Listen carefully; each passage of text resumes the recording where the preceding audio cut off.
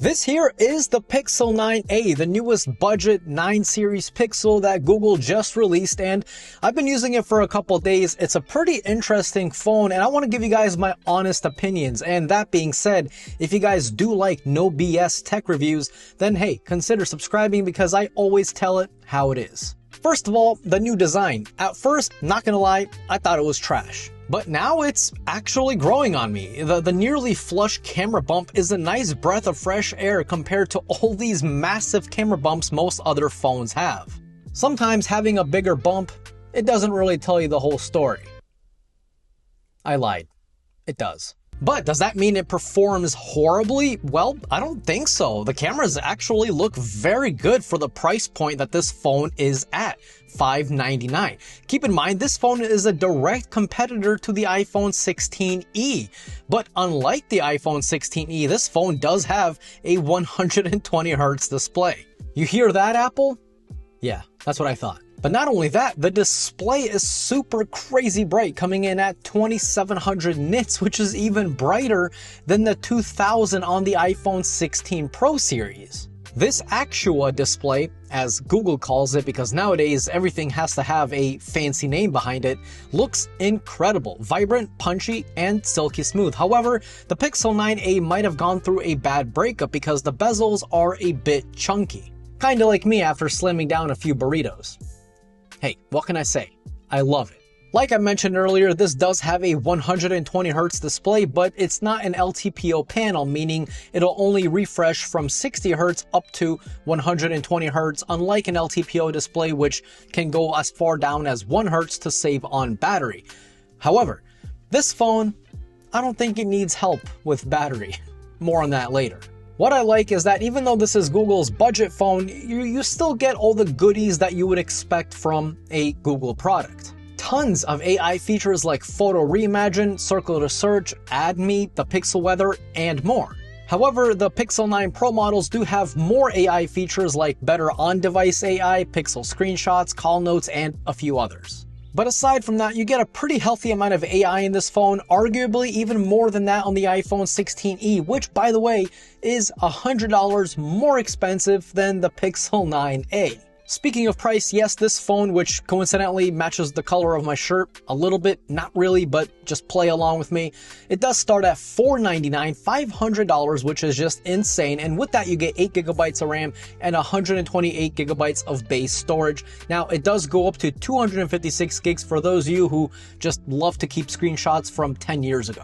Performance has been pretty great so far. It is running the 4th generation of the Tensor CPU, and I haven't run into any overheating issues or any weird bugs. In fact, for me, it's actually been more stable than iOS has, which isn't really a shock because iOS has been buggy for quite a few people out there, so yeah, there's that. Now, the crazy thing about this phone is that the battery capacity is actually nuts. This not only has more battery capacity than the Pixel 9 Pro XL, but it also has more battery capacity than the Galaxy S25 Ultra.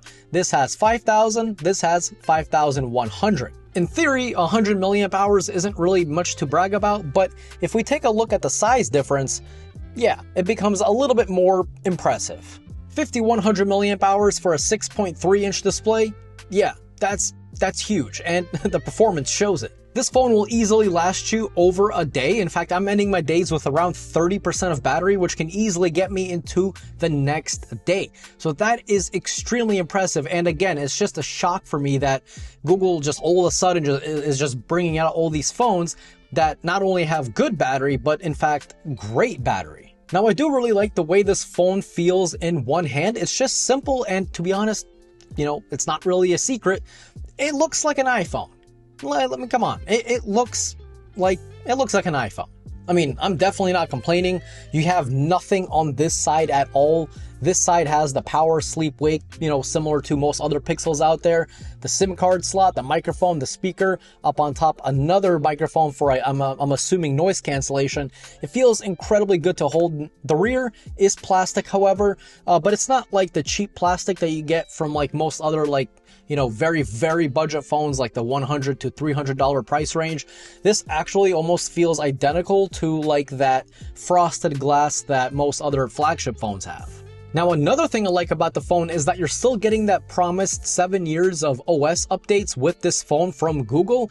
And again, that's incredible. At this price point, I don't even think there is a phone out there whose company will promise you 7 years of updates. That's insane. I mean, not only is that good for you if you plan on keeping this phone for a long time, but it's also good if you want to sell it 2 years down the road, 3 years down the road, you want to sell it to the next person. They're still going to have 4 years of support left, which kind of does help the resale value. And now we get to the downsides, which I've only found one in the few days that I've been using the phone, and that's the charging speeds. It's fine. 23 watts. It's nothing to brag about. A full charge from 0 to 100% is going to take you nearly 2 hours, like I believe an hour and 50 minutes last time I checked. That's, I just really miss fast charging, especially, the OnePlus 13. This has a 6,000 milliamp hour battery, 1,000 more than the Pixel 9a, and it charges in around 35 minutes. So, yeah. I mean, look, the only saving grace Google has is that, well, at least this phone does last a long time. So who is this phone for, in my opinion, and my very kind of first look? Really? To the average person, to the casual user out there. At $500, it'll be incredibly hard to find another phone that can do as much as this phone can, last as long as this phone can, take photos like this phone can, and have a crazy bright display as well. I seriously cannot wait to make a full review of this phone, including an in-depth camera review that's coming out very soon. So like I said, subscribe if you haven't already and hit that bell icon so you'll be notified when those videos drop. But besides that, let me know what you guys want to know about this phone, and I will be sure to include it in my full review, again, coming very soon. And as always, this was Mark from Mark's Tech. Adios.